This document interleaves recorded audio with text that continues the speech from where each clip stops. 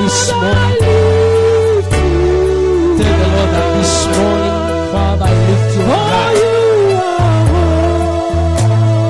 I tell him that, Father, you are holy. You are worthy of my praise. You are worthy of all honor. In the name of Jesus. Father, we worship you. We exalt your holy name this morning. We thank you for the privilege of this service. We thank you for what you said to do.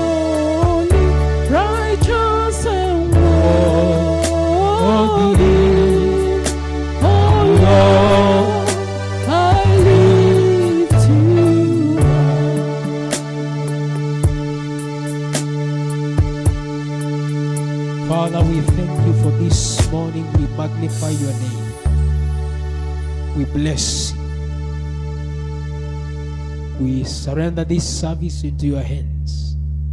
We pray that your spirit will have free course in the name of Jesus. We pray that this morning the heavens shall be opened over your children. The Father, grace shall be made available. Amen. The mercy shall be made available this morning. Amen. That your spirit will overflow in our hearts. Yes. That even as we receive your word, Father, there shall be great understanding. There shall be hunger for your word this morning. Blessed be your name. Hallelujah. In Jesus' mighty name we pray. Amen. Amen. Amen. Hallelujah. Thank you, choir. Hallelujah. Thank you for that ministration. We may kindly have our seats in God's presence. This morning, it's a great privilege for me to moderate this service. And it's a beautiful morning seeing all of you in God's house, ready to render the sacrifice of worship, the sacrifice of praise, and also get to commune with the Lord as he speaks, as his word comes to us. And this is a blessed moment for us in Jesus' name. So let's be reminded that the Kiswahili service begins from 7 a.m. to 9 a.m. Then right now we're in the inspirational service from 9 to 11. And then we'll have the supernatural service from 12 noon to about 2:30. So that's just a reminder, even for those following us online. That's the order of our Sunday services. Then let's be reminded this coming week we'll be having our Holy Ghost week from Tuesday to Sunday. So let's prepare accordingly. We'll have evening meetings from 6:30 Tuesday, Wednesday, Thursday, Friday, and Saturday, and also on Sunday, when we'll have the monthly anointing service on Sunday evening. So the Lord bless you as we prepare in our hearts, as we prepare in our minds, in the name of Jesus. Hallelujah. This is the month of growth. The theme for the Holy Ghost week shall also be growth and expansion, supernatural growth and expansion. The Lord will do wonders in Jesus' name. Hallelujah. So at this moment, let's receive Sister Imani, the choir. Hallelujah. Let's receive them with joy as they come to minister a special number,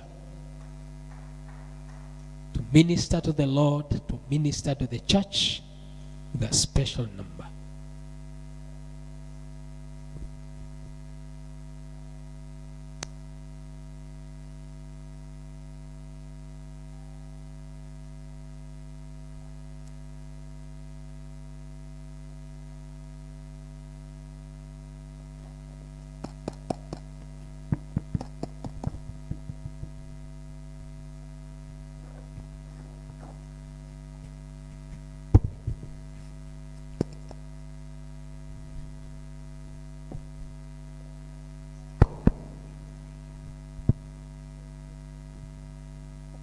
Hallelujah. Praise God.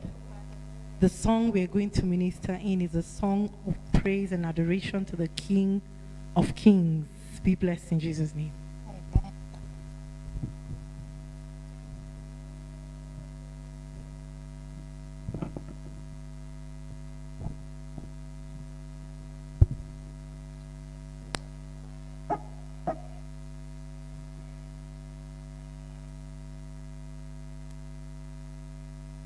Creator of the universe is the title of the song.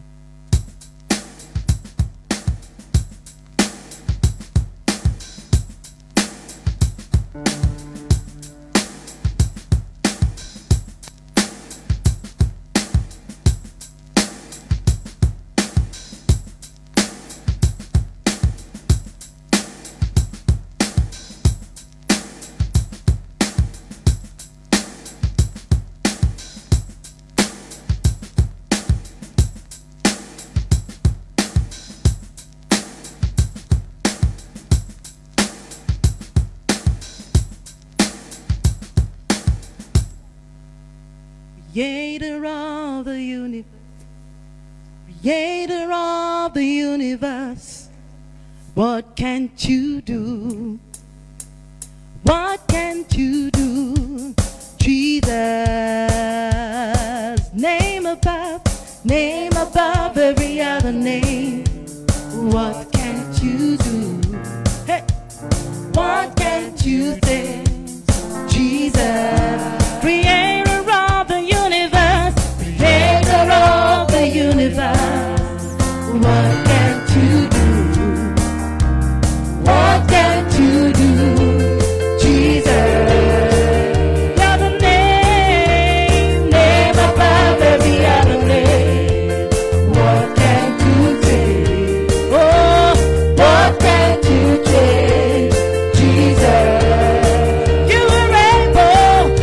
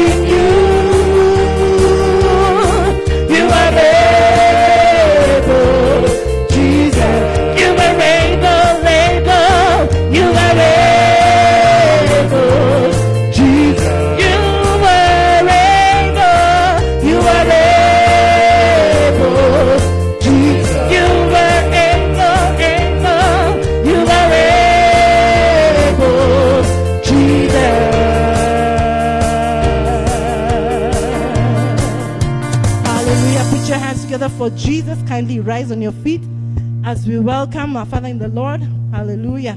Put your hands together for Jesus.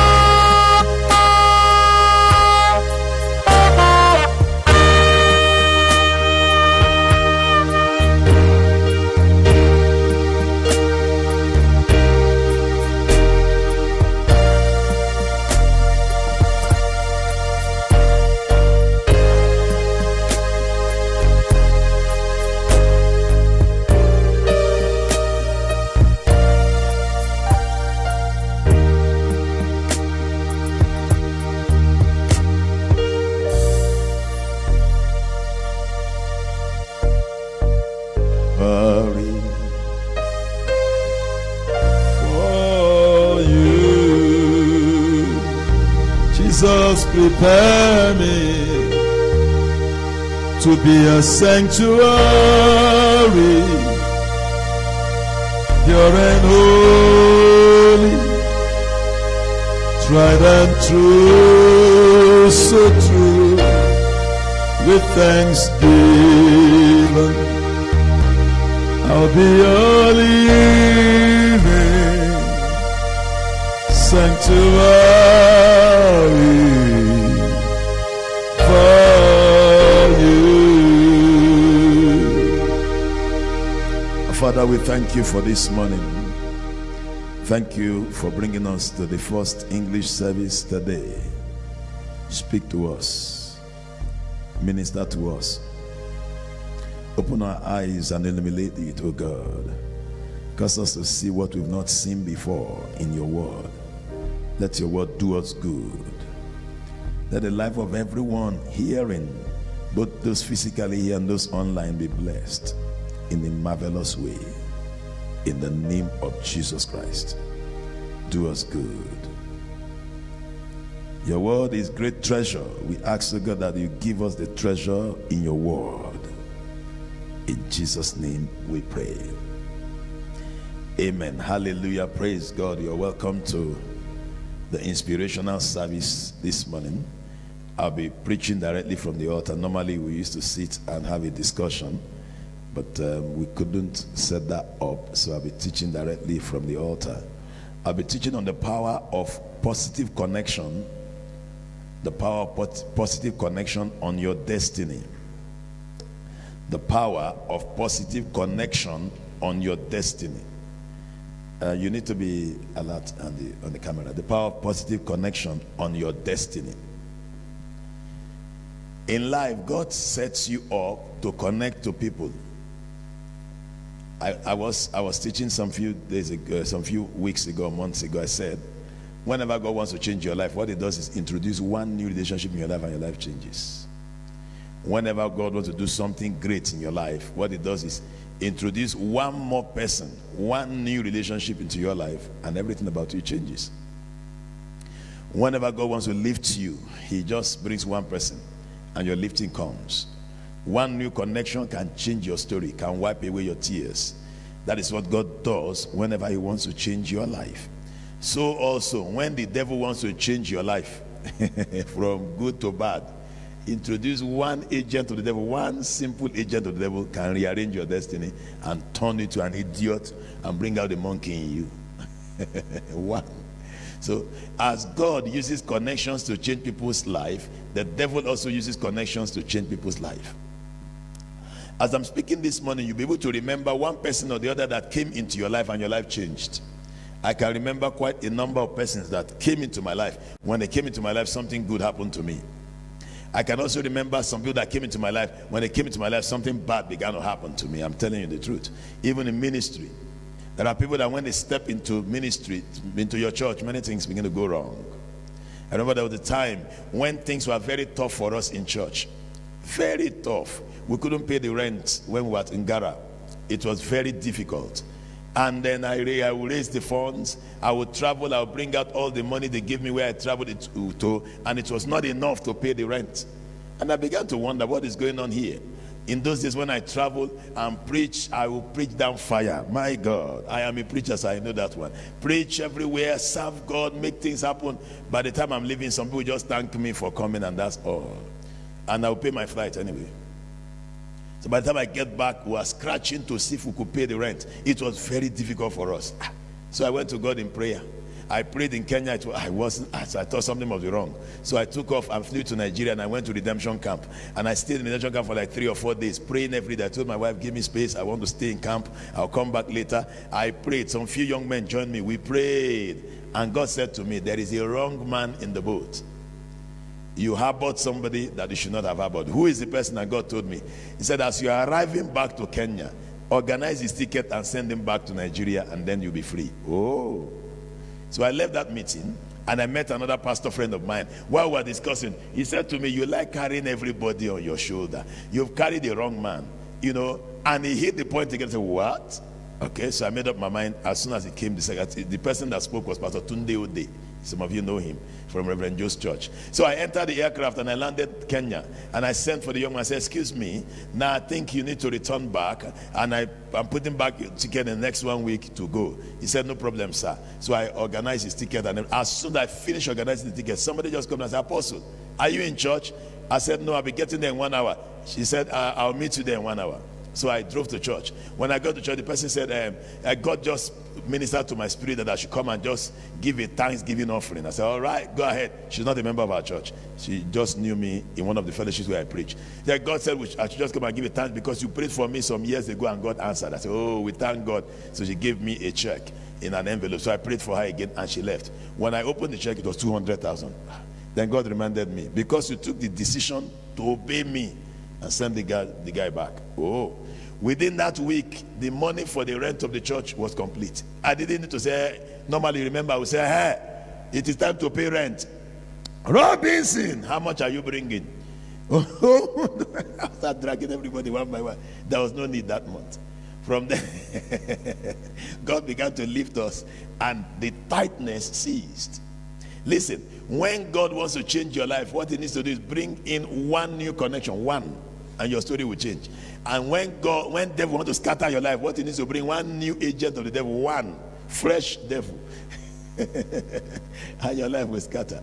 Now I want to show you positively how God can connect you and use it to change your life. That was what God inspired me to teach about this afternoon or this morning. And then you will see God from another dimension. And then you value every relationship God puts around you, especially quality ones. Matthew chapter number 14. From verse 22 to 32, Matthew chapter number 14, from verse number 22 to 32, I will open your eyes to something and I will activate it in you, and God will start making all the quality relationships you have to start counting in your life. May your quality relationships count in the name of Jesus Christ. All those who are watching online and you ought to be in church, get down to church. Church has opened. There is no coronavirus in Jesus' name. It has died. May coronavirus die completely in Jesus' name. Somebody say amen. Eh? Are you afraid? I said may see, this guy is looking at me. I said may coronavirus die completely in the name of Jesus Christ. And then wiped away and we forget it. Let it enter into history. I will say there was a time when there was coronavirus and we couldn't go to church. We have to be tying our nose and our mouth when we go to church, and then you can't sit too close to anybody, and so on and so forth. May it enter into history from today in Jesus' name. Coronavirus is now history globally in Jesus' name. Even in India, we prophesy that India is free from coronavirus in Jesus' name. Somebody sent a message to me from India that Indians have thrown away their gods on the street. Yes, it's online. That all Indians got angry, packed all their shrines and their gods and threw them on the road, that if you could not deliver from coronavirus, you are a useless God. Check it, it's on the internet. When I went to India 2 years ago, I saw demons everywhere. I told you guys, everywhere I entered, there were places where the shrines where they produce what do they call them? Those devils, sculptors, whatever. And we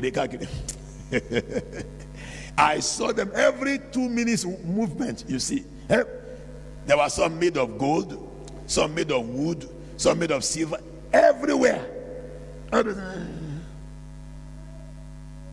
Plenty for sale, cheap. And people are buying them, putting them in their houses because they believe in it. I remember the pastor that I went to preach in his church, when he told me to sleep in his house, I did. He showed me the room.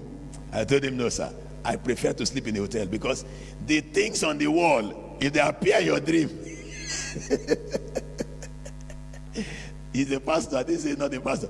The pictures on the wall, I told him, no, sir, I will pay for my hotel because the kind of pictures I saw, fine, they are used to those things, but me, I'm not used to all kinds of things on the wall. Human being that have like 6 hands, 4 legs. Hey. So I said, excuse me, sir, thank you very much.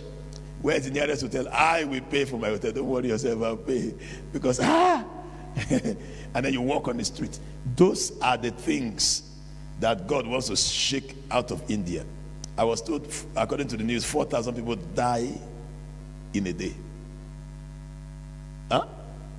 What did you say? Yeah, that's what I saw. 4,000 in a day. That they are setting human beings on fire after they die. They arrange them that all the crematoriums are overused in India. So Indians got angry and said, if this stuff is not helping us, and they threw them out on the streets. And they said they want to serve Jehovah, the God of the Jews. That's what they said. I'll get it before the third service. I'll project it for you. They got angry with those shrines. You know, they have personal shrines in every house. They threw them on the streets. I said, what nonsense is this one? So you couldn't save us from dying from ordinary virus. That's how God makes himself known. We know God here. That's why God is helping us. Oh, yes. The way they told us that we're going to die, over dying would have worried everybody. There was a church where people died so much that the pastor stood up to preach. There was no member. All the members, most of them have died of coronavirus. So what they now did, they put the names of people on the seats to remember them. The seats were all empty. Church open, members did not come back because they've all died of coronavirus. So they put their names on the chair where they normally sit. You know, some people like sitting some places. They put their names there. It will never happen here. In Jesus' name. Everybody say amen. All right, let's get to God's word. Let's get to God's word. And straightway, the Bible says, and straightway, Matthew chapter number 14, verse 22 to 32. I hope this stuff is working so that you can project the scriptures. And straightway Jesus constrained his disciples to get into the ship and to go before him into the other side, while he sent the multitude away. And when he had sent the multitude away, he went up into a mountain apart to pray. And when the evening was come, he was there alone. Verse number 24. And the ship was now in the midst of the sea, tossed with waves, for the wind was contrary. And at the fourth watch of the night, Jesus went unto them, walking on the sea. Now pay attention, I'm about to pull out one dangerous point there. Walking on the sea, verse 26. And when the disciples saw him walking on the sea, they were troubled, saying, it is a spirit. And they cried out for fear. But straightway Jesus spake unto them, saying, be of good cheer, it is I, be not afraid. Verse 28, very important.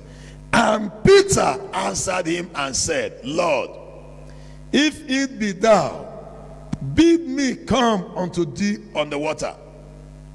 And he said, come. And when Peter was come down out of the ship, he walked on water to go to Jesus. Verse 30. But when he saw the wind boisterous, he was afraid, and beginning to sink, he cried, saying, Lord, save me.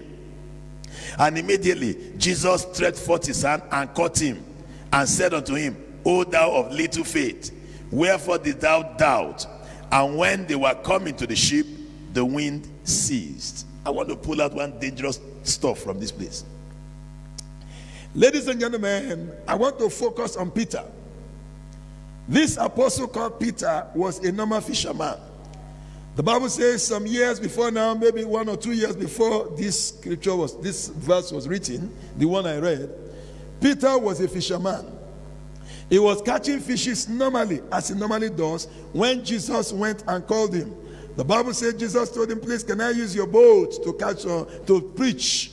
And because he fished all night and could not catch any, he delivered, handed over his boat to Jesus for Jesus to use. He didn't care too much about it because the boat was, in fact, getting useless because, day has already broken and there was no fish.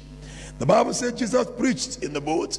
After preaching, the Bible says Jesus told him, now push in your boat into the deep for a drought and let down your nets. Peter, argued with Jesus a bit and told him, letting down nets. Okay, for your information, we'll be fishing all night. We'll not be able to catch anything. But anyway, I will let down one net for you to understand that we know what we are doing here. We are the fishers, the fishermen here. The Bible says he let down one net. And all the fishes in that ocean decided to follow him that day.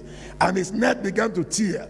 The Bible says he got called partners to help him to carry the fishes.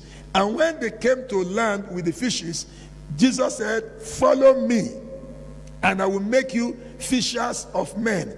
I will upgrade you from a fisherman to a fisher of men. Peter left everything and followed Jesus. Do you know, ladies and gentlemen, that connection changed Peter's life and brought an upgrade to Peter's destiny? There are people you meet in life, your destiny becomes upgraded. Peter met Jesus and his destiny became upgraded. Now let me give you an account of Peter, how his destiny became upgraded. One of the scriptures I just read today, the scripture I just read today, is one of the upgrades. It has never been on record before that anybody walked on the sea. Ladies and gentlemen, Peter did, because of his connection to Jesus. It has never been. I have been on that Sea of Galilee. I was in Israel, and I was on that Sea of Galilee. When they told us that this is the sea that Jesus walked on, some people just put their mouth inside and started drinking the water. I'm telling you the truth. They just put their mouth inside again and started drinking it straight. Some were laughing. Said, Jesus walked on this sea. Oh yeah, and they were physically. We were very excited when they said Jesus walked on this. This one, this river. Child. I mean, some people just lie down. They don't mind their clothes. They didn't say, yeah. Some pack the sand inside that sea, put in their bag, say, this one will follow me to. All kinds of things, all kinds of drama. Somebody began to manifest as soon as they announced this was the sea where Jesus, the devil started manifesting on top of the sea and we're in the ship. Sailing across that sea. Are you following me? Now, do you know that Peter walked on that sea? Peter had been fishing on that sea before now. He never walked on it, but when he connected to Jesus, his destiny was upgraded to begin to walk on the sea. He used to fish before. Hear me clearly. There are places where you could be before and you do not know your left from your right. There are some connections you could reach out to in the same place. You will walk on the seas there. Same place. I don't know for how long Peter had been fishing on that sea. Jesus met him fishing there. Moreover, do you know that Peter was like 16 or 20 years older than Jesus? So he had been fishing for many years. He knows that sea inside and outside. But when he connected with Jesus Christ, the Bible said, he told Jesus, if it is you, tell me to come. Jesus said, come.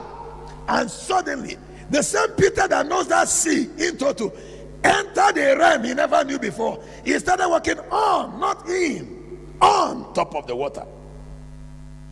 And then after a while, something reminded him, bros, Peter, remember you used to fish. Okay, Peter, you are now walking on top of the sea, you used to catch fish. Hey, Piro. And he looked around and he saw the wind he used to see that used to shake his ship.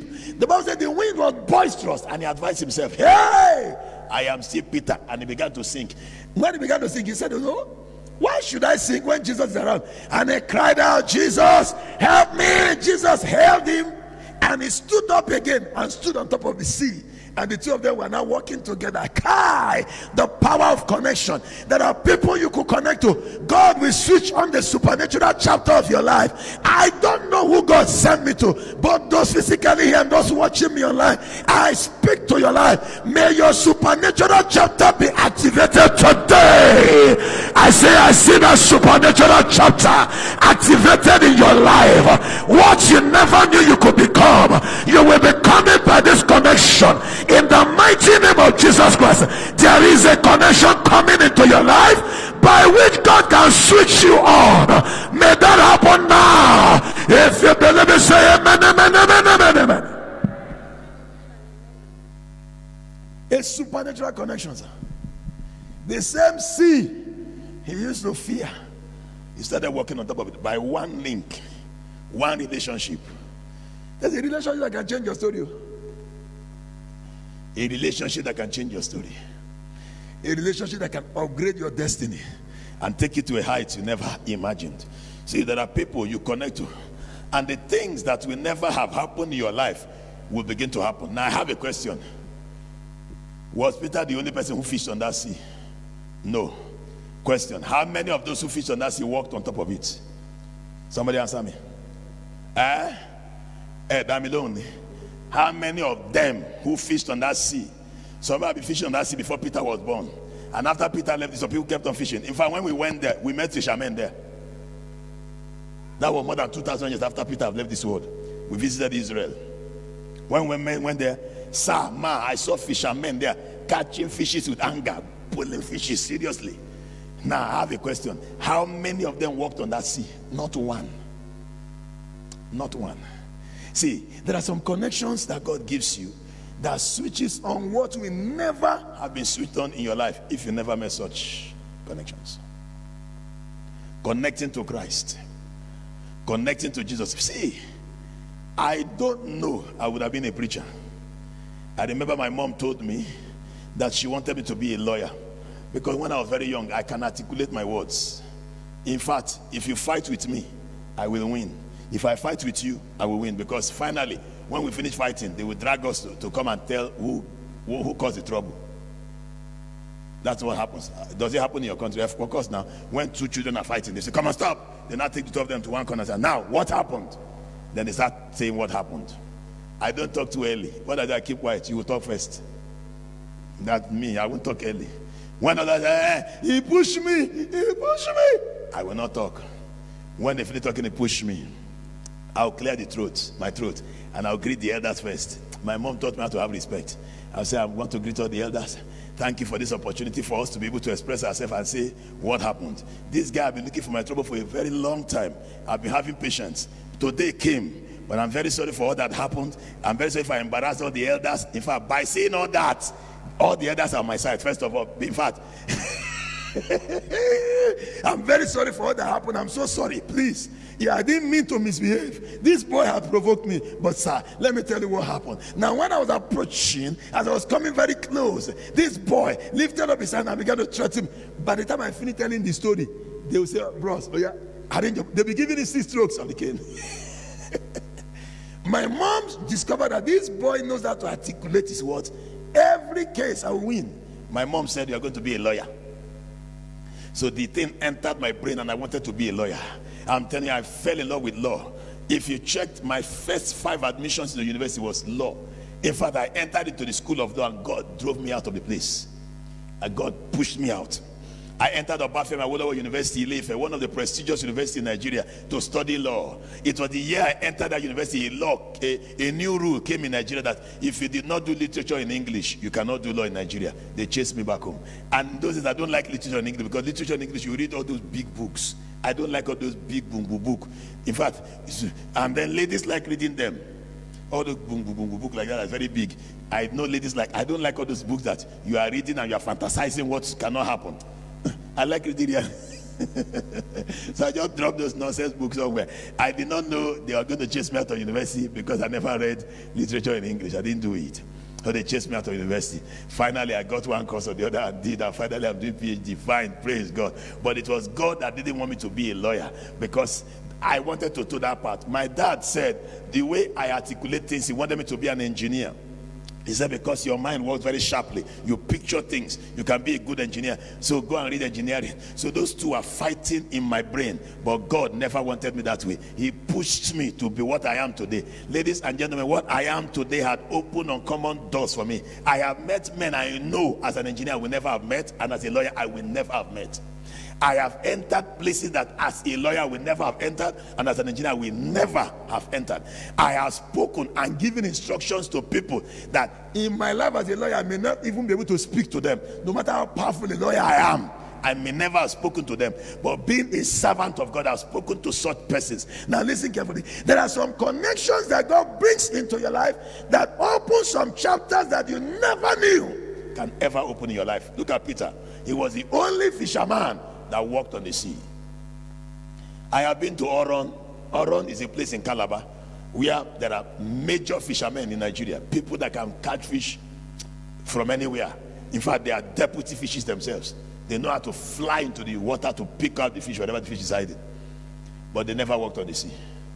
Yes, they never did. Go to Mombasa, am I correct?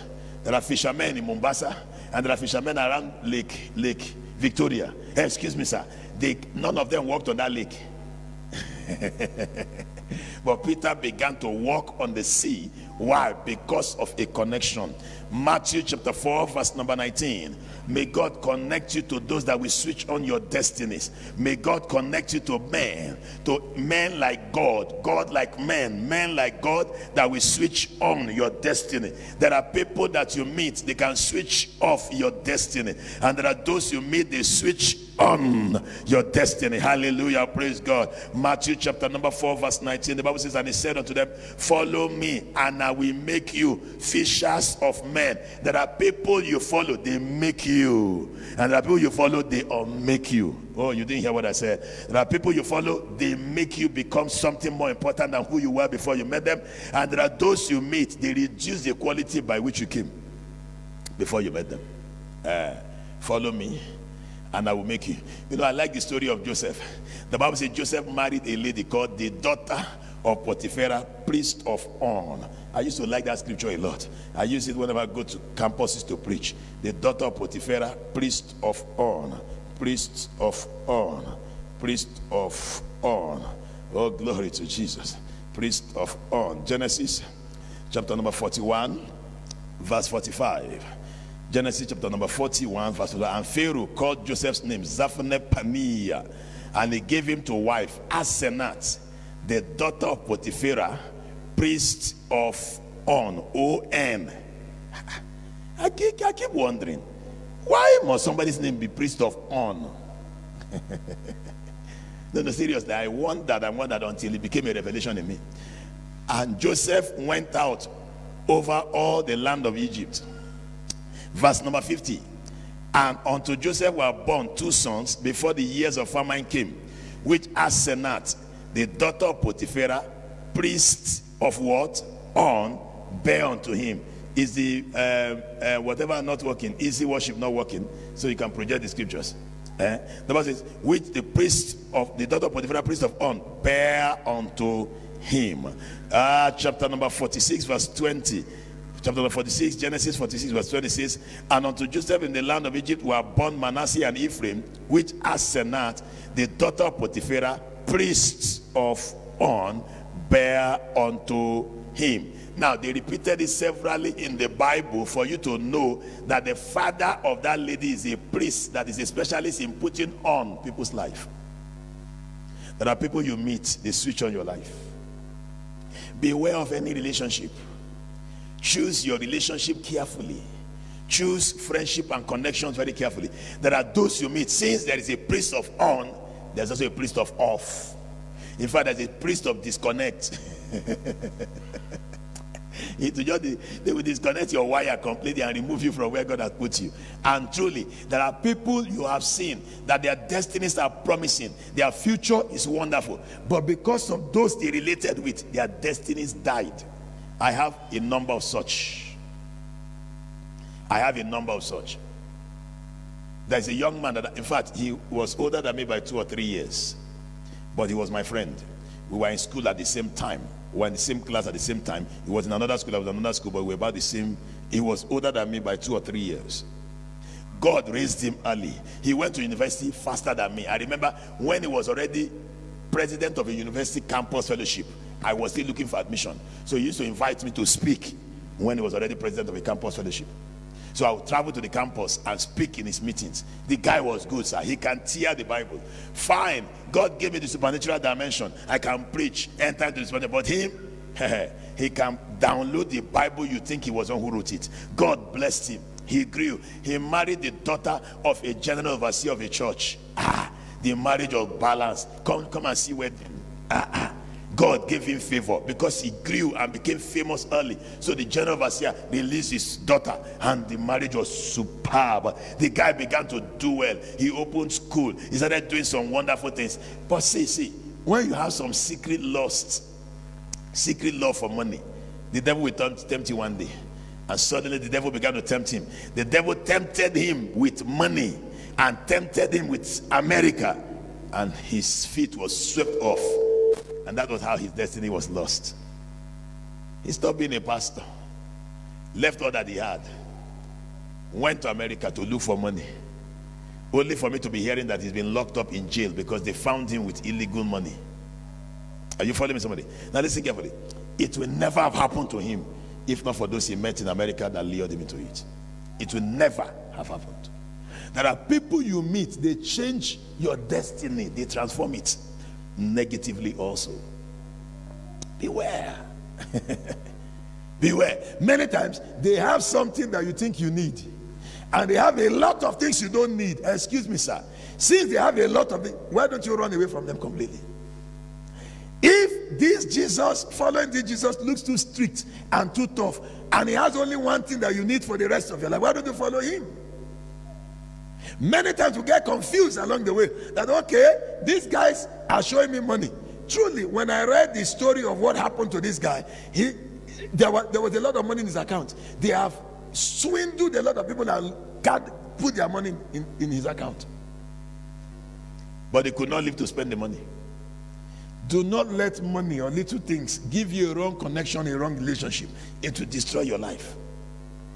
See, right connection can lift you.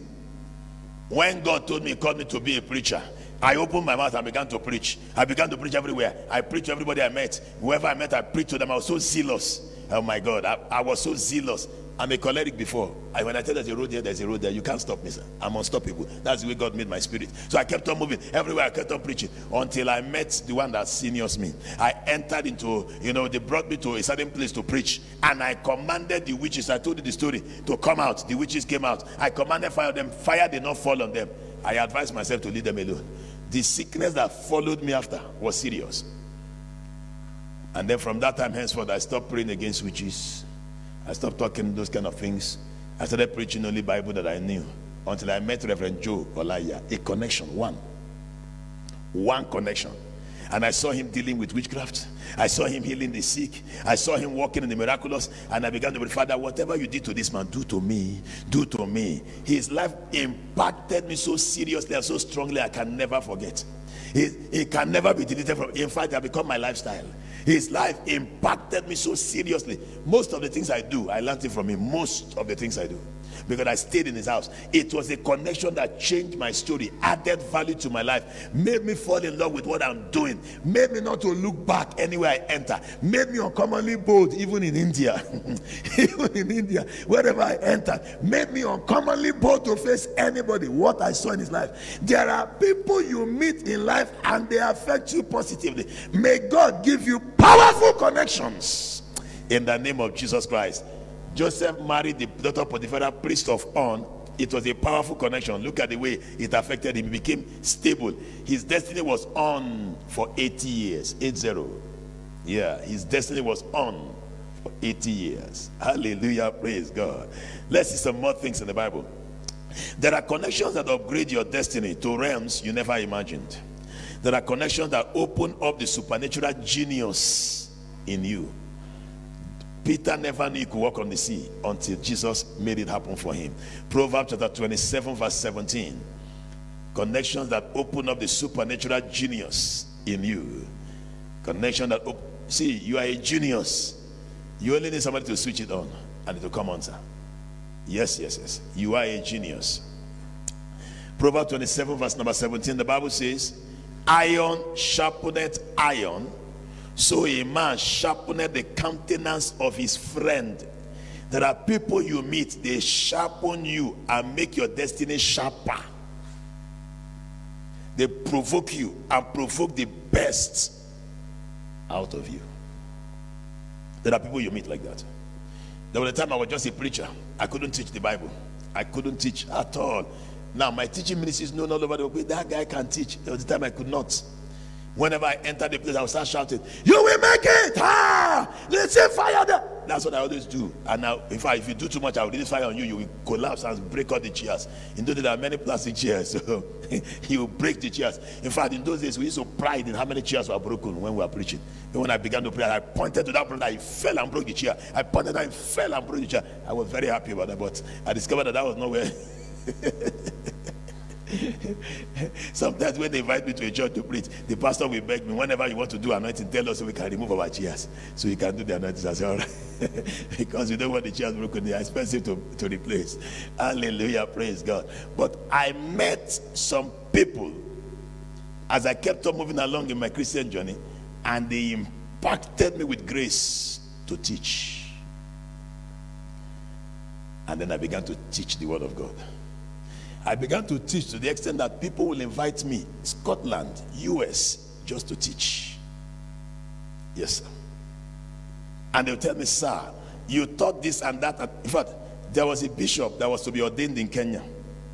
He invited me to preach before his ordination. I told him the month they invited me, I cannot come because I am traveling to UK to preach. They said the ordination is hereby postponed until I come.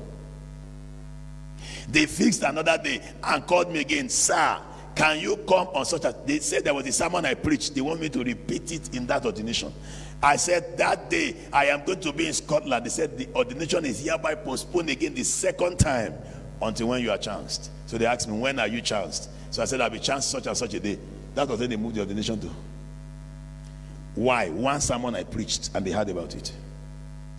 That day came, I had to make sure I was in Kenya. I had to make sure. So I appeared in the meeting and they told me, that sermon you preached that day in such and such a place, teach it again. Everybody carried their notes and I started downloading. Are you following me, somebody?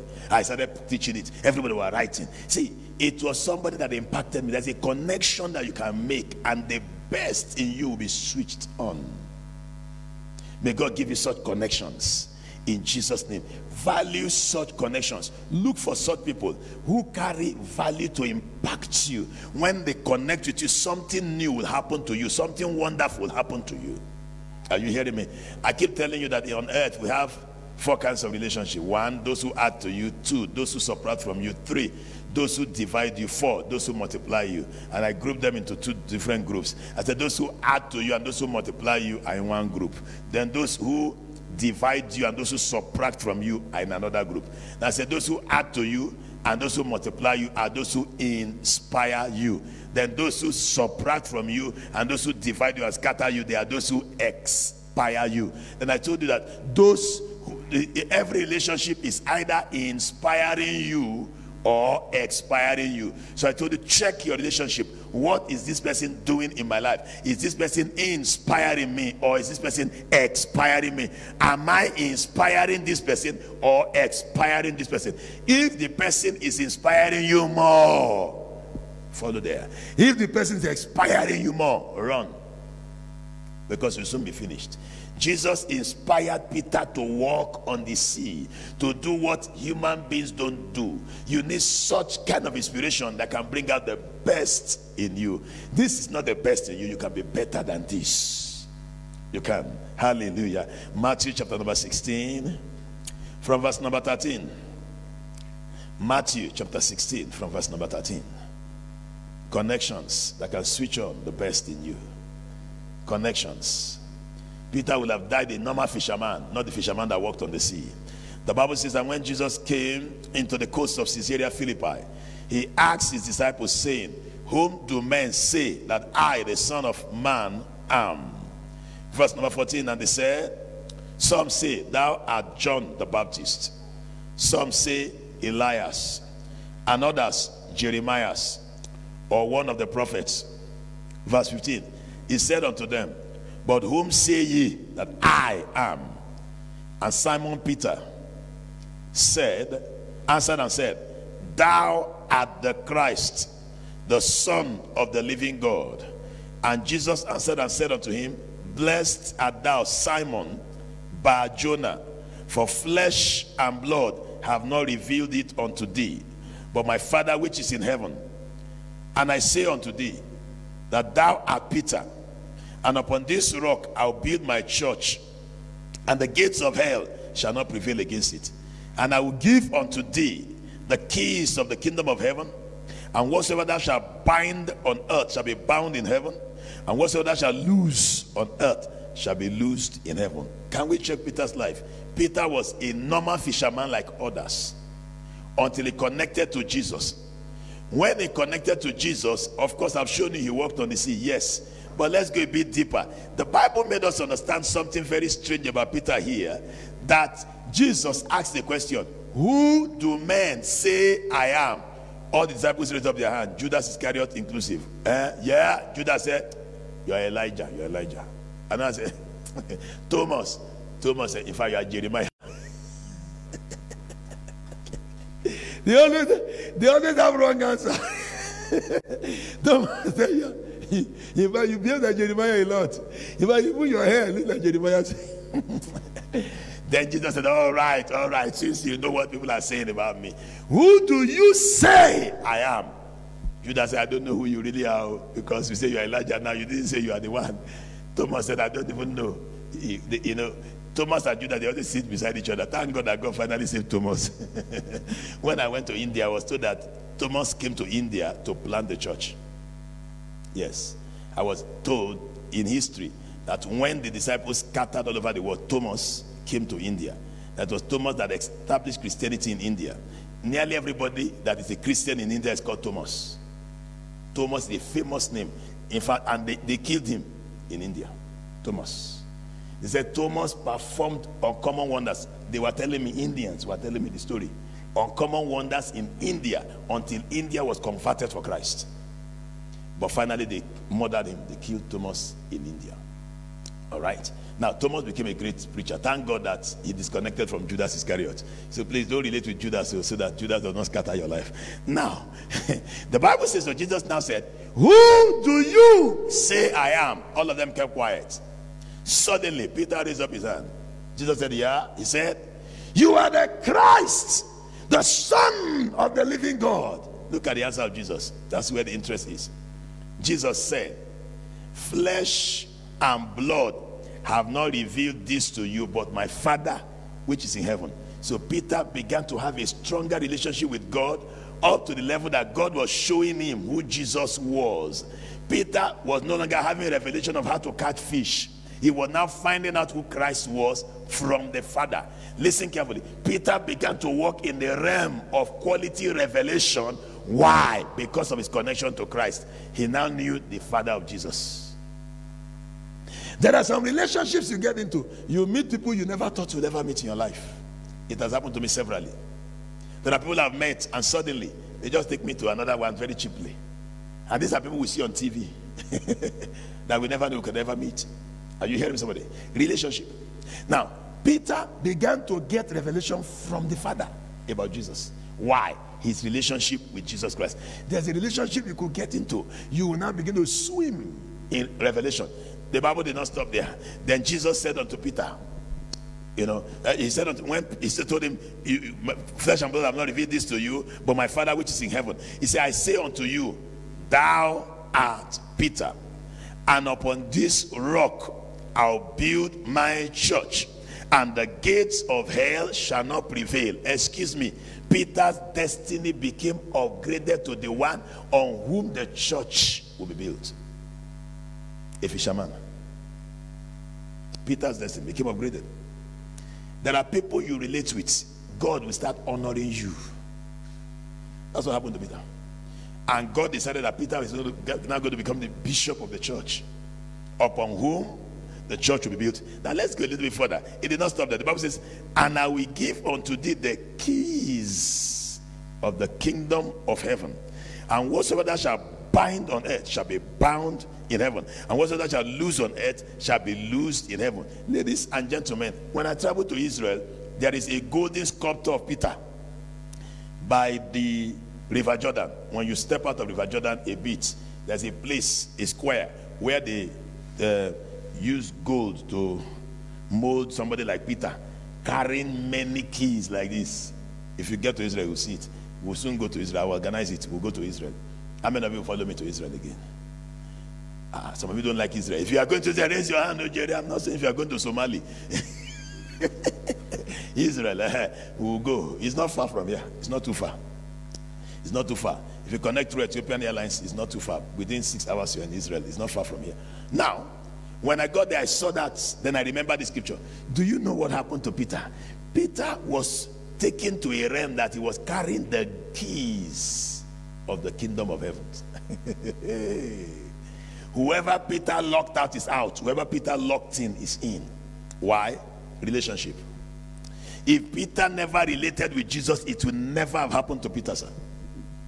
It was his connection to Jesus that gave him that. Excuse me, ladies and gentlemen, you are connected to Christ. Use it well. Use it well now. Enjoy what God says you enjoy on earth. When God brings you close, see, that's what I do. Whenever people come around me, I ask God, Father, what is my assignment in this person's life? 1, 2, what is this person's assignment in my life? I always do that. That is why I have friends for more than 30 years. We are still friends till now, because I ask God, what is my assignment in his life, and what is his assignment in my life? I ask, and when God reveals to me, I maintain that part. I follow it, and we still relate well till tomorrow. I have friends that we've been friends 30 years, 25 years. So you see people come here and they say, I have known Apostle for the past 25 years. They've been telling you that whenever they come here. I've known him when he was 30 years ago. I've known him 25 years. I've known him 18 years. You see people saying that. Why? Because I asked God, Father, why did you bring this person to my life? Now, sometimes he may not reveal everything to you at the beginning. He reveals them as the relationship keeps growing. But it tells you this person is a treasure in your life. Peter never knew that Jesus was going to take him to the level that God will hand over the keys of the whole kingdom of God to him. And Peter became the custodian of the keys of the kingdom of God. Why? One relationship. Remember, the same Jesus, many people looked down on him. Many people did not want to connect with him. They disdained him. They despised him. They didn't want to relate with Jesus Christ. Same Jesus. But Peter connected, and he became the custodian of the keys of the kingdom of God. There are relationships that God bring your way to bring you up, to bring out the best in you. Again, there are relationships that God bring your way to do what? Bring out the best in you. There are connections that activates the supernatural chapter of your destiny, and God adds super to your natural, and suddenly you begin to behave like others do not behave. There are connections you get into that becomes a platform for your destiny to flourish. Connections that becomes a platform for your destiny to flourish. I have such platforms. I have a lot of such platforms, and I don't joke with them. I don't. I mark such people in my life. I told you I was struggling some time ago to go to America. I wanted to go to America. When I was in Nigeria, I tried, I applied. I followed the wrong person. I mean, I got to Water Carrington Avenue. U.S. Embassy in Nigeria is in a place called Water Carrington Avenue in Lagos. VI, Victoria Island. So I lined up. When I got there, how I wish I prayed, Father, don't let me line up properly in the right place, behind the right person. May you not line up behind a parked vehicle or behind the wrong person. So I lined up behind that woman. As we were going, the woman was talking like she knows America a lot. So I was thinking she must really know America. She was talking like, you know, in America, in Houston, Texas, she has all those stories while we were on the line. And we're entering. Finally, we entered. The line was very long. We got there by 5:30 or 5 a.m. So by the time it was like 9:30, it was not getting to our turn to enter the embassy. Crowd came before us. Some people slept there. So we entered.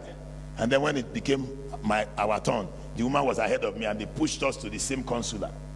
As soon as she appeared before the consular, I did not know what she was saying because I didn't want to know. I wanted to cram my own, whatever I'm going to say.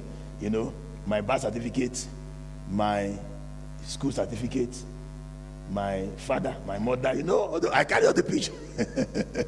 I carried out the picture. So I was organizing them. So in case they ask for this, this is here. In case they ask for this, so I was pegging them together. Suddenly, I just had, ma'am, no visa for you. In those days, they used to stamp the passport. They stamp the back of your passport. Denied. Bam. So my heart started beating very fast. Because they told her, no visa for you. The next thing, the woman slapped the glass. There are glasses like this in front of the consular. And the consular used to press microphone to speak. So he pressed the microphone and said, no visa for you, man. And stamped denied.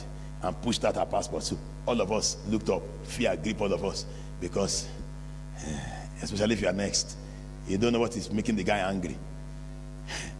The woman slapped the glass. Pa! You will give me visa today. I have house in Houston, Texas. I have this and that one in Dallas, Texas. Me, I don't know where Dallas. I don't know anywhere. I don't know there's US.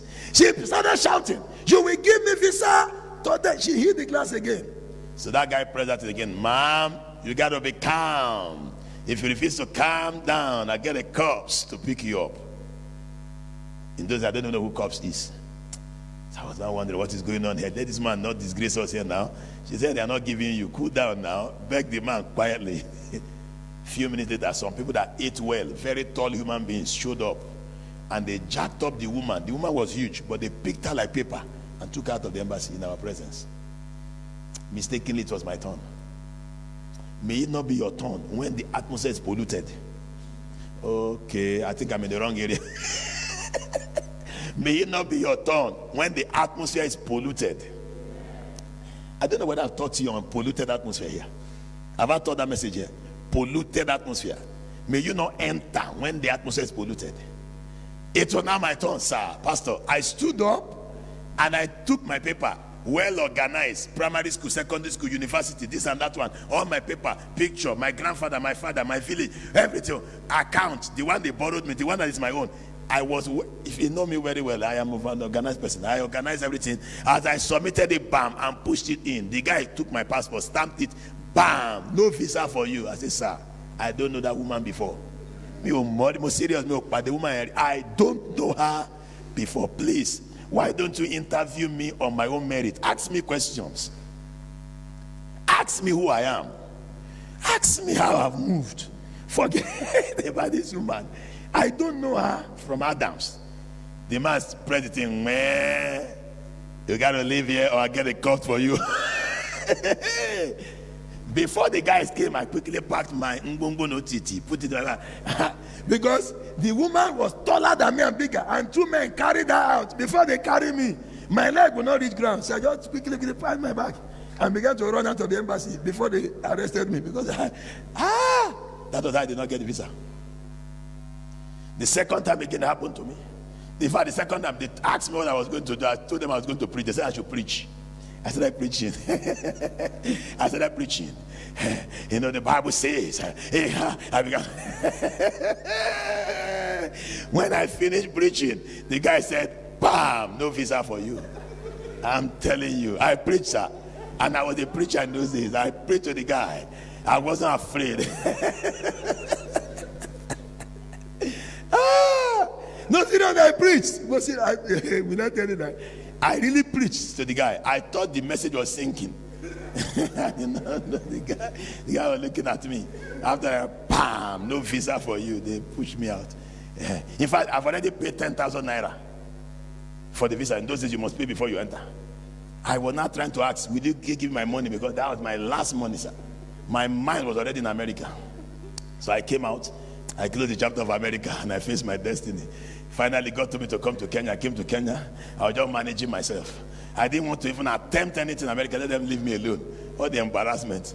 I remember, I really preached. I thought the guy was a Christian. I didn't know he was not even a Muslim. He was not anything. Because I thought I was impressing him when I was quoting the Bible and analyzing the scriptures. I didn't know the guy. He really looked down on me. Said, look at this. Come on, go and hide somewhere in the village. And he stamped my passport, denied. So I left America. Suddenly, a servant of God was invited to this church to preach when we were at YMCA. And he preached. After preaching, he came to our house to eat. While we were eating, we were talking on the table. And he asked me, have you been to America before? I laughed. If I tell you my story. So I told him. So I told him my story from beginning to the end. He laughed seriously. We were enjoying the food.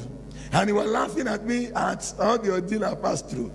Then he told me, I'll take you with me to America. I thought it was a joke. I thought he was joking. I said, okay, sir, no problem. What should I do? He said, when you come over to Nigeria, get in your passport, I'll take you with me. I have a meeting that I used to do in America, so I will include you as part of my team. I thought it was a joke.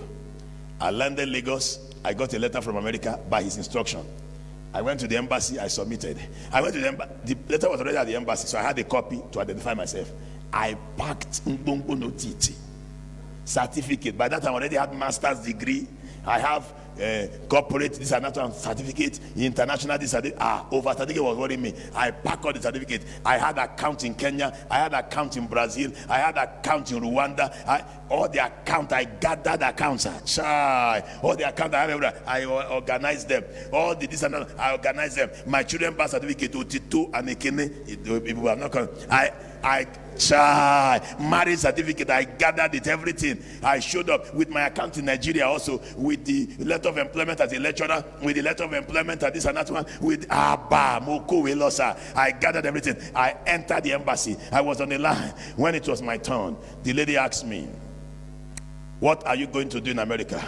Are you going to teach them or they are going to teach you since you're a lecturer? I said, both. She started laughing. So I was now trying to bring out the letter of this and that one. She said, she collected my passport first. It was inside. She was typing. She asked me again, are you married? I said, yes. She was typing. So I quickly brought out my wedding certificate, my wife's, whatever, my children. The next thing, she pushed back my passport. I said, she put out one paper, blue paper like that. Say, come and pick your visa in 3 days. I said, excuse me, sir. You have not seen my account. She said, I don't need it. You have not seen my certificates. I don't need it. You have not seen my. She said, sir, pick up your visa in 3 days time. Good day. That's how I gathered my ngbongo no ticket. Put them inside my bag. I was thinking they will call me back. I said, come back, you're a joke. So I took the thing and I walked out. I was praying, let them not call me. Father, let me just disappear as I'm going like this. Let me just vanish. Let them forget that I came. I took off. 3 days later, I went to where they said we should pick me. I collected my passport. I saw visa. Reverend, I've gotten the visa. I said, don't worry yourself. Let's meet in America. I thought it was a joke. I returned back to Kenya, organized myself. I remember it was August that year. I entered plane. I thought they would catch me in the plane. Landed in America live. I waited on the line for close to 8 hours before it was my turn to stamp at O'Hare Airport in Chicago. Finally, it was my turn. They stamped me in. Bam. And I came out. My pastor friend picked me. I said, hey, is this America? Wonderful. America. Chai. So this is America. Wonderful. I'm telling you, I was so amazed. So is that how it happens? The next thing, I did not spend too long a time. I think I spent 3 days there. Bam! I took off. I was going to preach in Dr. Friday Beke's meeting from America straight to Nigeria. I preached. I came back. The next thing, when people had Eric has visa to America, whoa! Invitation came. But some of you know that time. Every 2 weeks I was in America. Bam! On Friday I've entered America. Cast out devil. On Sunday I was out again. Back to Kenya. The next 2 weeks, bam! I was in America. In 1 year I went to America 18 times. Why? One connection, sir. One, not two, only one. Listen carefully. There are people you connect to, grace rubs off on you. Open doors come your way. What you are sweating to have, you have it cheaply. I mean, there are people you connect to. Your doors not just open, they remove the lintel and the bar and the wall. You just fly in. Are you hearing me, somebody? I don't know who God sent me to today. You know, I don't know. Each day God sent me with different messages. When he told me to preach this one, I was wondering, Father, who did you send me to be this one? I wanted to preach one another. I said, no, this is the one. Whoever God sent me to, receive your connections. I said, receive your connections. Whoever will change your life, may such people locate you. Whoever will change your story, may they come to where you are. Whoever will wipe away your tears, may they locate wherever you are living. In the mighty name of Jesus Christ, I prophesy them to come and start living beside you. Because very soon some people pack away and they come and live as your neighbor. They'll be the one you've been waiting for. Are you hearing me, somebody? Somebody will soon come to this area that will be very useful to this church. Are you hearing me? As I'm talking, God is bringing them in. You need wonderful connections to be lifted in life. I may never have gotten to that level that my name became a household name in America. When he said, take that guy, he can fire message, sir. Fire. Somebody advised me, don't stay here so that you don't enter cooler. Make sure you always come and go. That is where your zing is. And whenever I'm coming to America, everybody coming. Apostle Eric is coming. Churches will be full. People will gather. Apostle is coming. I mean, there was the time I went to preach in America. It was cold season. The pastor told me they will not come. I said it's a lie. They will. There's anointing here. I announced I'll be preaching tomorrow. I was told it's cold season and it's also Thanksgiving Day in America. It's opportunity for all of you to be blessed. Make sure you are here. Sir, church was full inside and outside. People were sitting in the cold outside listening to me preach. I said, what? In America? Listen carefully. May God connect you with the right connection. Say that amen very well. I've told you this story before. I think I've told you before. I wanted to go to Israel. This Israel I'm telling you about. I've dreamt of Israel seriously. I loved Israel. I wanted to go to Israel. I read all the things about Israel. I checked Galilee, this and that one. I said, look, I want to go to Israel. So I applied. I got some people online that take people on tour to Israel. So I applied. I paid. They gave me papers that I should go to the embassy in Israel, embassy of Israel here in Nairobi, to get my visa. I already have resident permit, so it's easy for me. I've been getting other visas, including the American visa and others. So what is it? So I walked to Israel, submitted my paper. The next thing they told me, they denied me visa. I said, eh? So I reappealed. I wrote, my name is Apostle Eric. I do this, I do that. I cast out devils. I heal the sick. God has called me. I wrote powerful letter. I can write too. And I write in points, sir. If you read my letter, you'll be scared, sir. I write like a lawyer. 1 point, 2 point. Well arranged, like 21 points. And I send it to them. They replied and said, still denied. So I got angry. I said, I will teach you guys there are levels. I browsed and checked and searched until I found the email address of their president. The president of Israel. What is his name? This Netanyahu. I got his email. So I organized myself, wrote email for like 2 days, edited until the thing was powerful enough that when the president reads it, he will know this guy said it's very correct. And I wired him email. Whap. The man replied to me after 1 week. He said, whatever the consular said in Nairobi is always standing by. I said, wonderful. So I decided to pray. I took out time to pray in tongues. You know, there are tongues you speak in capital letter when you need something. Not the one you just that one you just. I prayed in tongues seriously. As I was praying, the Holy Ghost said, report to your spiritual father. So I picked up my phone and I called Reverend Joe. Hello, sir. There's something going on with me. He said, what is it? I applied to go to Israel. I told him all the stories. I even wrote their president.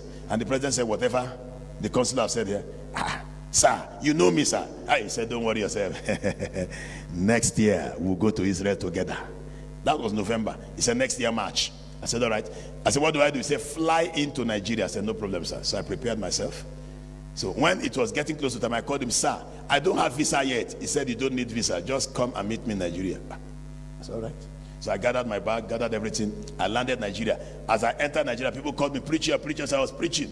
In fact, I finished preaching. They rushed me to the airport to meet him. When I got to the airport, I met close to like 100 people who are going to Israel with him. They were showing me their visa. Fear entered me. So I went to him, excuse me, sir, I don't have visa yet. I said, you don't need visa. You get visa. Is that fine? I said, yes, sir. So I hid my passport. So when people were showing me their own visa, I didn't show them my own passport. So we're all going. We're going. We entered Turkish airline. May God give you the right connections. Peter had the right connection. He walked on the sea.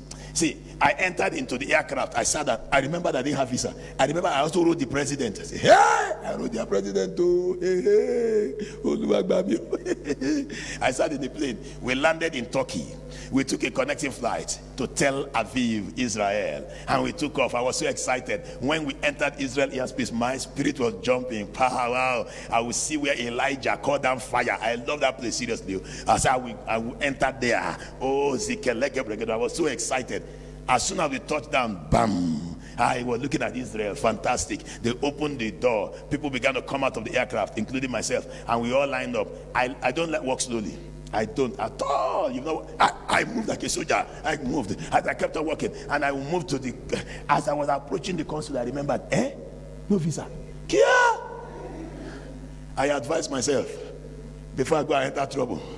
So I quickly slowed down, moved back to where the crowd is, join, mix up with the crowd because Kiwalaman also. I just entered among the crowd.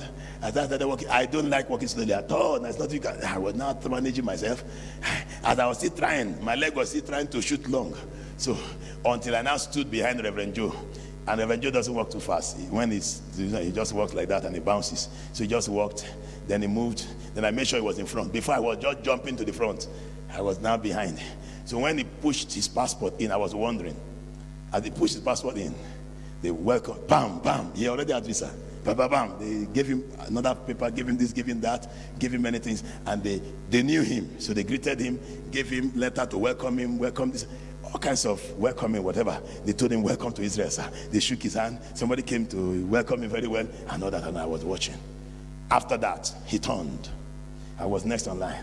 He said, these are my men. So I appeared. Am I a boy? I'm a man. So I appeared, pushed in my passport.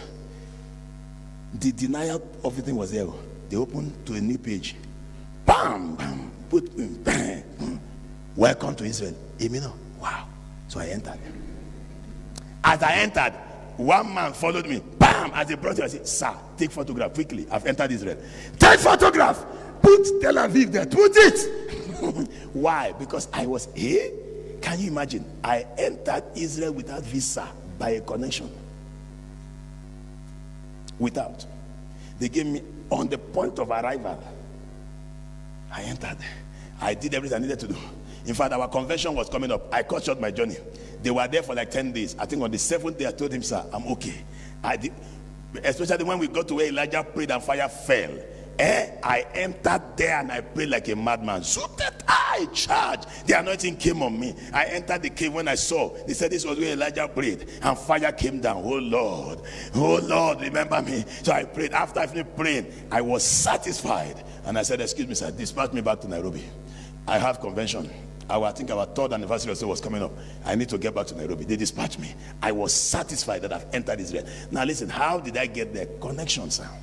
May God give you positive connections. Positive. Very good connections. Watch out for them. In fact, pray for them. Pray for them. So that you do. From the time that God began to change my story, I hardly met with wicked people. I hardly met with those who will pollute my atmosphere. I hardly met with those who will affect me negatively. God began to make me meet those that their presence will add value to my own presence. Are you hearing me? May God send such men to you in the mighty name of Jesus Christ. Somebody say that amen loud and clear. See the connection between Joshua and Moses. It made Joshua a very wise man. The Bible says in Deuteronomy 34 verse number 9, Deuteronomy 34 9 says that Joshua the son of Nun was full of the spirit of wisdom, for Moses has laid his hands on him. Deuteronomy 34 9. Moses had done what? Laid his hands on him. That connection made Joshua a wise man. Wisdom downloaded into him. In Exodus chapter 7 verse 1 to 2, the Bible says to us, the relationship between Aaron and Moses made Aaron a prophet and made Moses a god unto Pharaoh. I don't know what Aaron's job was before. Maybe it was a cattle rearer. But when he left home, the Bible says when Moses was returning home, God inspired him to go and meet Moses in the wilderness. When he connected with Moses, he became a prophet at the age of 80 something. I think it was 83 years old when he became a prophet, just by a connection. He didn't learn to be a prophet. It was by a link, by connections. Are you following me, somebody? In 1 Kings chapter 3 verse 11 to 12, Elisha became an anointed prophet with double portion of the anointing on Elijah by a connection. By a connection, sir. Double portion came on him. Again, Ruth, in the book of Ruth chapter 1 verse 16 to 22, Ruth relocated to Israel and gave birth to the great grandfather of David and Jesus. I am just shortening it. The great grandfather of David and Jesus, just by linking with Naomi. You follow me, somebody? May God give you the right connections. May God give you the right connections in life, the right relationships.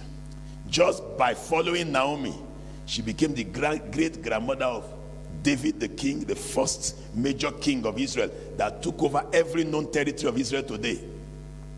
All the land Israel is fighting for, it was David that conquered all of them for Israel. Ruth was the great grandmother of David, and she was not an Israelite. It was a link that took her there. Oh, glory to Jesus. May God send you links. Oh, you didn't hear what I said. May God send you links in the name of Jesus Christ. Excuse me, sir. What made Esther a queen? What made Esther a queen? She was a house help. She was sweeping. Her father had died. Her mother had died. She was just a house help, cleaning the house of Mordecai. May you be employed by the right person. She was mopping the house, and the way she mopped the house, the man just fell in love with her and said, you're a good girl, and don't worry, I'll be your father from today. The Bible says he was just an uncle, and this girl was the one mopping the house, sweeping the house, and she was a nice girl. Suddenly the king needed a wife, and the man was the king's gate man. And the man calculated, this girl is a beautiful girl, I will put her in the beauty pigant. I will put her there. See, In those days, you know, security man used to carry transistor radio. He was carrying transistor radio when he heard in the news that the king needs a new wife, and the wife must be beautiful, must be a fantastic lady, not the one that have bow leg or K leg. Hallelujah. Hallelujah. Praise God. And she remembered, this girl that used to wipe things in my house does not have bow leg or K leg. She can fit in. And he believed in her destiny so much, registered her for the beauty pageant, sent her there, and she won the beauty pageant and became the queen. Connections. Connection. Do you know that the same connection also connected the same man to become the deputy president? Excuse me, sir. May God give you quality links in life, in the mighty name of Jesus Christ. The link between Mordecai and Esther brought out the queen in Esther. It also brought out the deputy president in Mordecai. Remember, he was a gate man before. When they told Haman to promote him, Haman promoted him and demoted him again and sent him back to the gate. But when it was the turn of Esther to be used of God, overuse was worrying Esther. Everything that belonged to Haman was handed over to Mordecai. Why? Because of what he had already done in the life of this other person. Listen, I discovered again that between Joseph and the butler, it was a link. God made sure that Joseph was kept in the prison that the butler will come to. That is why I told you, somebody can be coming to your neighborhood and God will use that person to bless you. Yes. Somebody will come in around your school and God has sent that person just because of you. Oh, you didn't hear what I said? Somebody is coming to Kenya and it's just because of it that God sent the fellow. The person will land Kenya and begin to connect and maybe come to World Changers, and the next thing he just connects with you, bam, and that is all. And you follow me, somebody. Okay, look at this guy married this lady in this church. Now, when I went to KU to preach, I was just preaching. This guy followed from KU, am I correct? And he came innocently to World Changers, not knowing he was coming to meet his wife in World Changers. That's how life is. Child. Are you understand what I'm talking about? Imani came to church. Somebody brought Imani and told me all the story of Imani. I said, Imani, stay in this church and God will lift you. And that time, Pastor Moses was around looking at one other girl that was boboing him. You know what they call bobo? They really boboed Moses. That lady boboed Moses' life, sir. Let us call it bobo. Imani, I won't tell you what happened. It was bobo. They bobo these guys, sir. Bobo this guy's life. And finally, the boboization finished. And his eyes cleared. Wow. And he looked at Imani and he saw a wife in Imani. Are you seeing what I'm talking about? That's how things happen. Connection. God knows how to connect you. So may God open your eyes. When he was seeing, I didn't see his wife. He was seeing Imani in the choir. That's all. The girl that sings like a nightingale.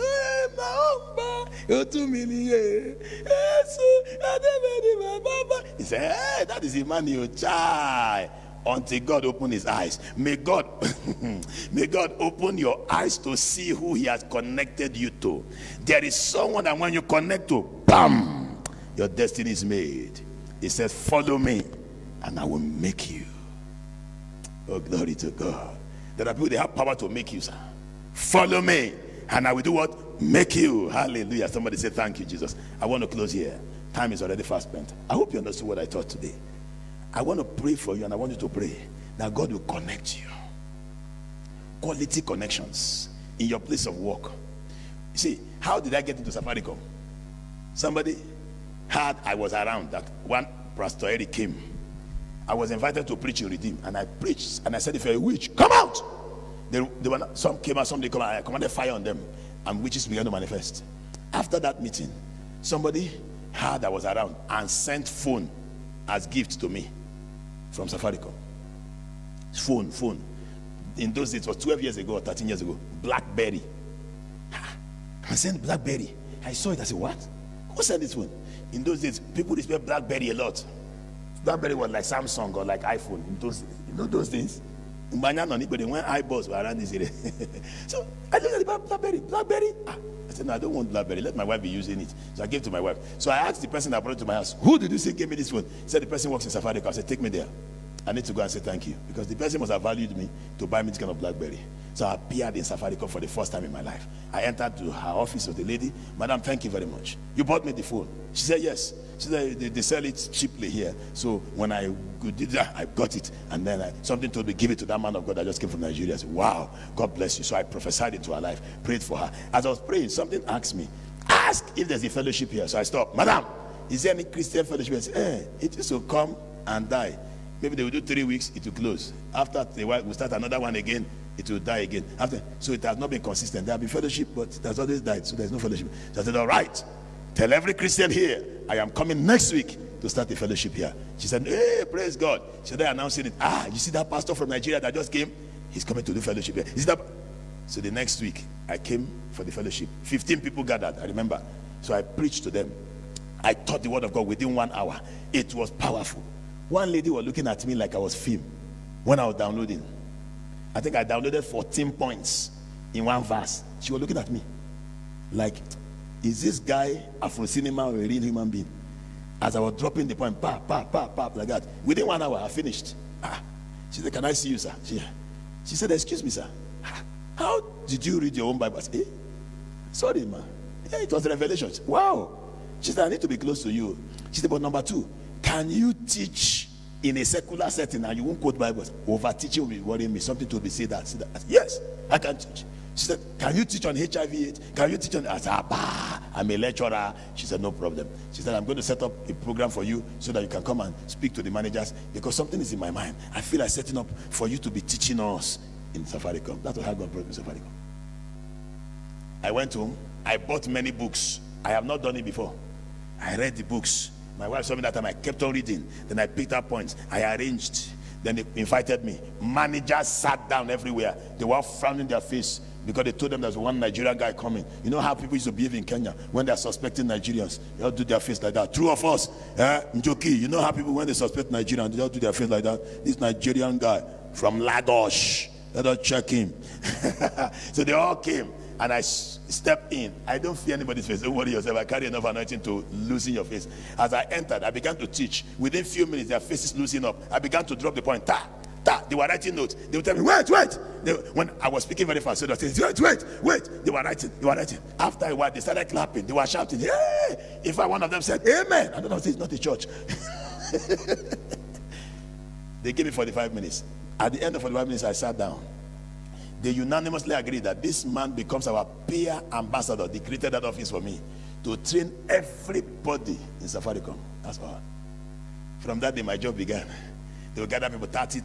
I will come in. They said I should say the same thing I said to the managers again. I wasn't developing a new teaching. The same old one. I will repeat it.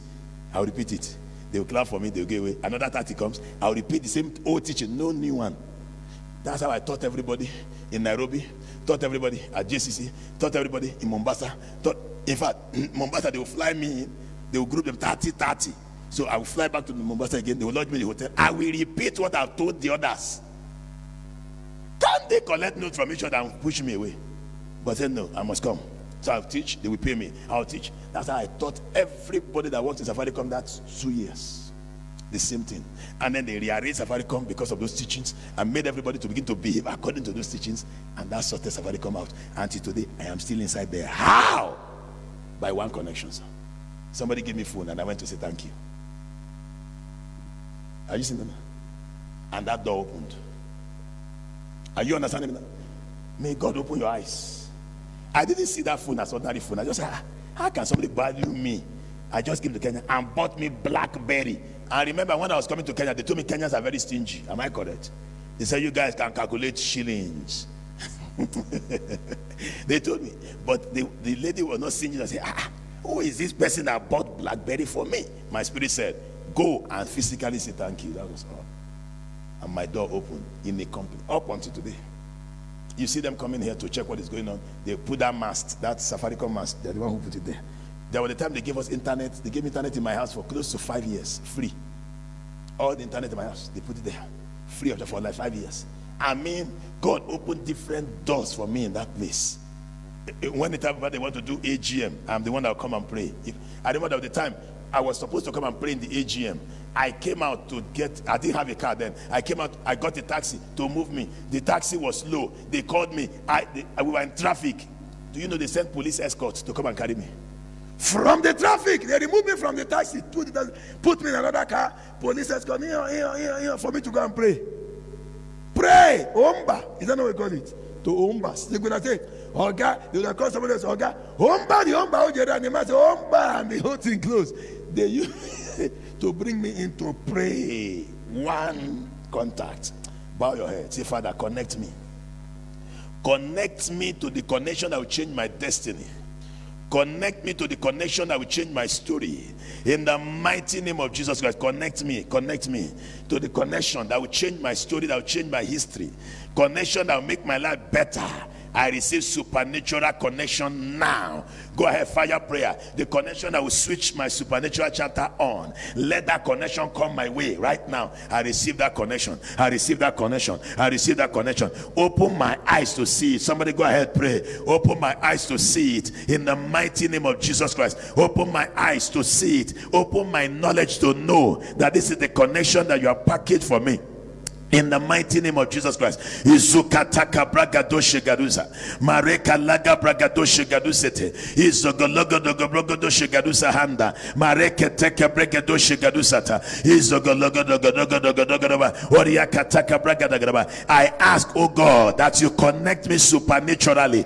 Lord, I'm asking that you open my mind, open my heart, open my spirit to know that this is what you want me to do. This is where you want me to link up with. In the mighty name of Jesus Christ. So it can be well with me. So that my life can prosper. So that I will not carry load that I'm not supposed to carry. In the mighty name of Jesus Christ. Connect this church. Connect World Changers International Christian Center to those that you have packaged for us. To our Josephs. To our Elijah. In the mighty name of Jesus Christ. To our daughter Potiphera, priest of On, to our Moses, to our Joshua, in the mighty name of Jesus Christ, to our Jesus. Father, connect us now to our saviors. Ikataka bragadoshe gaduza. Maleka taka bragadoshe gadusa handa ligadaba. Mayeke teke bragadoshe gadusa handa ligadaba. Ozika taka bragadogaba. We enter the season of supernatural connections. We enter the seasons of supernatural connections. We enter the seasons of supernatural connections. Izogologodogodogodogodogaba. Oriaka lagadagadagaba. Izogologodogodogodogaba. Oreke lega bragadoshe gadusata. Mareka laga bragadoshe gadaba. Take us in there. Let it be so. Thank you, Father. In Jesus' name we pray. Stand to your feet. Stand to your feet. Hallelujah. Praise God. Stand to your feet. You know, it was that same connection that linked me to Pastor Duncan. It was in Safaricom. They told me there's one guy called Duncan Mutuma. He's in charge of all secondary schools in Kenya. Since you love the youth, you need to meet him. I said, eh? There's one guy. He said, yes. They took phone, called him in my presence, and told him there's one guy called Apostle Eric. He just came from Nigeria. You need to meet with him. That was how he said, let him come over. So I came to his office. We spoke. We became friends, and we started preaching. He took me to many places, including where there are many witches. Many places, me and this man. We drove in the river, drove in the ocean. He has one car then. The car, we punished that car, sir. We drove that car anywhere, sir, preaching the gospel, sir. And God attested with signs following, sir. It was 2 or 3 years we moved. We traveled in this Kenya, sir. He took me to places that we never have gotten to in my life, just to preach. It was one link, phone linked us there. Now he's here. He's a pastor. You see now. Can you imagine? If I didn't go and say thank you, he will not be here. So thank you. Somebody was inspired to give me phone. One connection can change many people's life. Imagine all those places you took me to, and I ordered the witchcraft spirit in those children to come out. Where were the places you took me to? There were like 5 schools. Kisi. If you see the sea of heads of human beings that came, and I said, God said to me, it is time to deal with witches. If you're a witch, come out! And children trooped out like this, and I plenty. I said, no, you don't know what I'm going to go back. You suck blood, you eat flesh. And I declare what witches do. They became more. I told the principal to come. He said no. I said no. Because of the museum. I said, sir, come and stand with me. He said no. I've not seen like this before. I'm not coming. When I commanded fire to fall, see them flying. manifesting like snake, like rat, like fly, like mosquito, like all kinds of things, like birds. He took me there. It was one contact that gave that connection. Are you understand what I'm talking about? May God connect you to the people that matter, that are useful to your life, in the mighty name of Jesus Christ. Don't joke with your connections. I am still connected to Safaricom till tomorrow. When we were doing divine adoption, you saw all of them. They were the ones who came here. They were the ones inviting people. They even raised money, brought money to run that meeting. They were supervising coronavirus to make sure coronavirus does not touch anybody. They were the one fumigating after every meeting. They were here all the way. The umbrellas they gave me, plenty of them are still in my office. There's many kind of things that they brought here. Why? One connection, one. You need it to. And within the period I was teaching and training there, it was that teaching and training that I used to pay my rent, pay this, pay that, pay this. One connection, sir, can change your story, sir. Open your hands. Let me pray for you. In the name of Jesus, I decree, whoever you will connect to, and your life will begin to download the best that it could ever download. I command that person to reach out to you now in the name of Jesus Christ. Whoever will change your story, connect to that person now in the mighty name of Jesus Christ. Whoever God will use to put smile on your face permanently, be connected to that fellow in the name of Jesus Christ. Whoever God will use to lift you to where he has promised you, receive that connection right now in the name of Jesus Christ. Whoever God will use to wipe away your tears permanently, be connected to that fellow right now in the name of Jesus Christ. If the person is far away, I demand that person be transported to where you are. The chief butler was far away. God made sure that he came to prison so that he can connect with Joseph, and was available to introduce Joseph at the right. Whoever is your butler and the person is far away in Pharaoh's palace, I command that person to be transported to this place where you are and connect you to Pharaoh in the name of Jesus Christ. I hear men introducing you. I see them talking about you. They are talking well of you. Life will be easy for you. It will work out well for you. What other struggle to have, you will have it cheaply and easily. What was difficult will not be difficult for you anymore. The grace of God is made available to you. The favor of God is upon your life. In the mighty name of Jesus Christ, your destiny will be fulfilled. It will not be hanging in the balance. You will not be asking God why he sent you to this world. Why? Because of divine connection. Thank you, Father.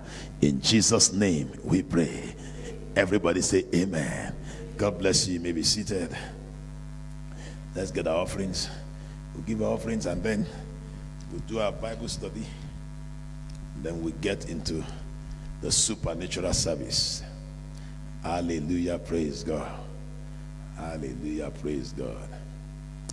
This week, the conference begins from tomorrow to Sunday here.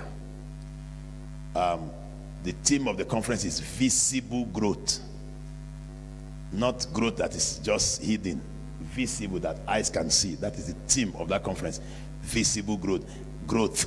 As Christians, we ought to grow, and the growth becomes visible. Pastor Dennis, can you project the flyer on the screen? As Christians, we ought to grow and our growth be seen. If you used to tell lies before and you are still telling lies now, you have not grown. Your growth must be visible. If you used to be a thief before and you are still a thief now, you didn't grow. If you used to fight before and you are still fighting now, you have not grown at all. So your growth must be visible. So the teachings would be tailored on visible growth in different areas of life. And Pastor Prince Obasike will be coming to speak to us towards the end. Pastor Prince is the pastor of the Redeemed Christian Church of God Solution Center. He's been in this country for about 25 years, thereabout. And he has been a missionary. Many of you have heard about him. He's been here when we were at YMCA. He also came when we were at Ngara. He came once. When we moved to Ngara, he came to bless the place. He had been here twice, but that was when churches were closed down. He had been here. He came to check what we were doing. I remember when he came, that was when the engineer that followed him condemned the pillars that we put around and said the pillars were not strong enough to carry the structure. So we had to break down 8 pillars and repair them to make sure it carried the structure, because his experience in building, he had built churches. So he'll be with us to teach the word of God. He is a deliverance minister. He carries the grace for healing and it will be awesome in the house. He's a prayer warrior also. Some of you used to see him. He used to do one meeting called Taking the Bull by the Horn. You see it on Facebook. Hallelujah. So we'll be here live and direct to minister the word of God to us. So get in here and invite everybody. Alert all world changers.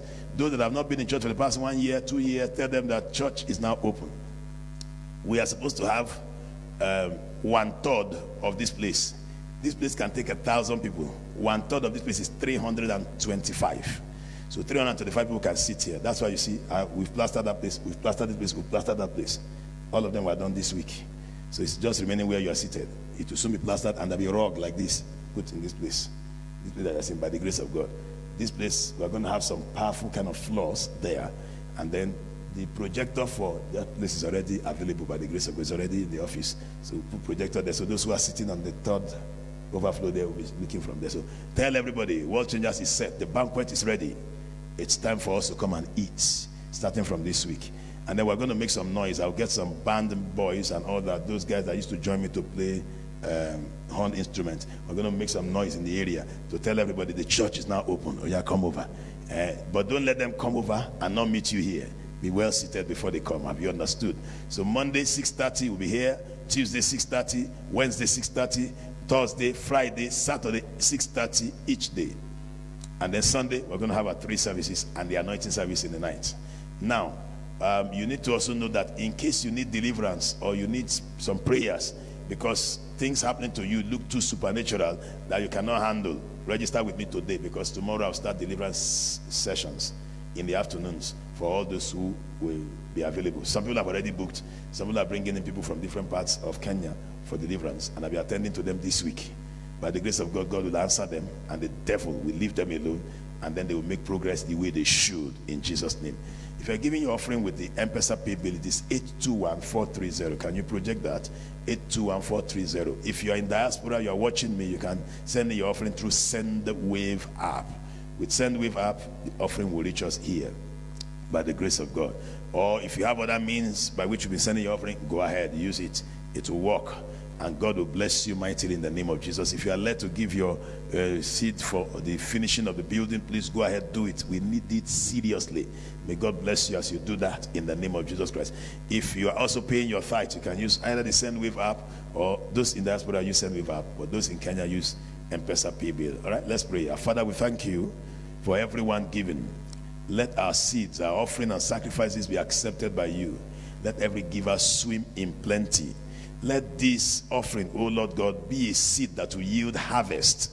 And let the harvest bring us into connection, to connections that will never fail, connections that will never finish forever. Thank you, Father. In Jesus' name we pray. Amen. God bless you. You can step forward to drop your offering if you have yours physically like mine. If not, use the electronic means, and God bless you. Go ahead. Thank you.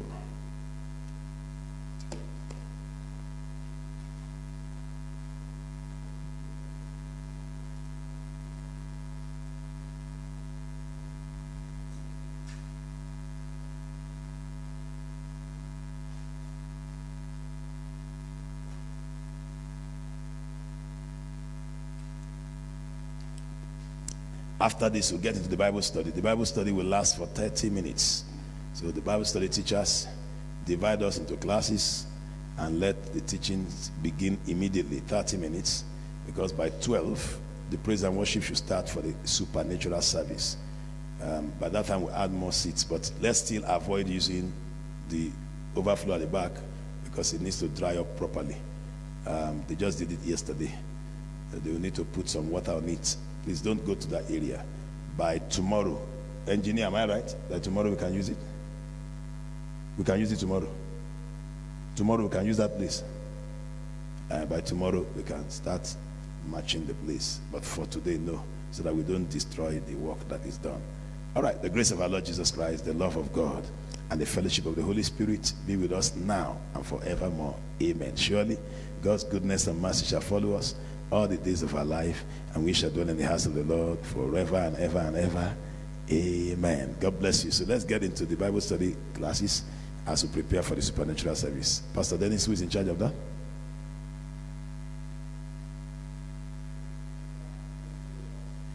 3 teachers. All right. So please divide them into the class. God bless.